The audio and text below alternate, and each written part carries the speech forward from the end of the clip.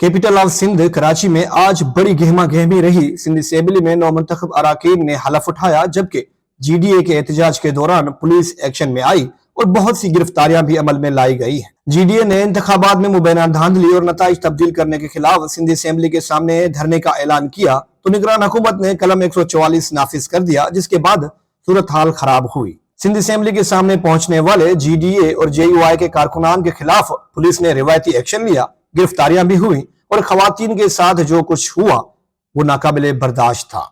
GDA, JUI, Jamaat Islami और PTI की जानिब से धरने के ऐलान के बाद इंतजामिया ने सिंध असेंबली की जानिब जाने वाले तमाम रास्ते कंटेनर रखकर सील कर दिए। कौमी अवामी तहरीक, सिंधियानी तहरीक और जेयूआई कारकुनान रुकावटें तोड़कर सिंध असेंबली पहुंचे तो उन्हें गिरफ्तार कर लिया गया। अब तक 200 से ज्यादा गिरफ्तारियां हो चुकी हैं।